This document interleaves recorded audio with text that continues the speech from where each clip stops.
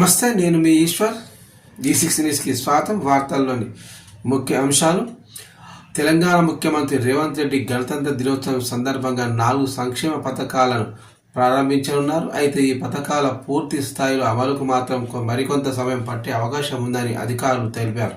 నూతనంగా వచ్చిన లక్షలాది దరఖాస్తులను పరిశీలించి అర్హులను ఎంపిక చేసేందుకు ప్రభుత్వం 2 నెలల సమయం తీసుకోనుందని, ఈ విషయాన్ని ముఖ్యమంత్రి రేవంత్ రెడ్డి డిప్యూటీ సీఎం బట్టి విక్రమార్క కూడా స్పష్టం చేశారు.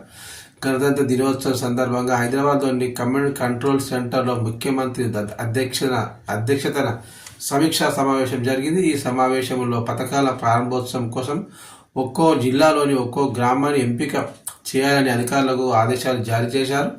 పథకాలు ఫిబ్రవరి మొదటి వారం నుంచి మార్చి 30లోగా అమలు చేయాలని ముఖ్యమంత్రి రేవంత్ ఆదేశించారు.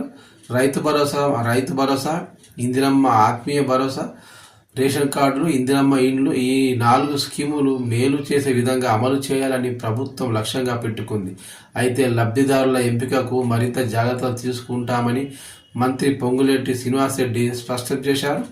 ఇప్పటికే ఈ పథకాల ప్రకటనలపై ప్రజల్లో పెద్ద ఎత్తున ఆసక్తి నెలకొన్నప్పటికీ అమలు ఆలస్యం అవడంతో ప్రజల్లో కొంత అసంతృప్తికి దారి తీస్తుందని, గ్రామ సభల ద్వారా ఎంపిక చేసిన జాబితాల్లో కొంతమంది అర్హులు పేర్లు లేకపోవడంతో ఆందోళనలు వ్యక్తం అవుతున్నాయన్నారు. అయితే తాజాగా వెల్లడించిన జాబితాల్లో పేర్లు వచ్చినా సరే అర్హులు అని చెప్పలేమని ఉప ముఖ్యమంత్రి బట్టి విక్రమార్క తెలియజేశారు.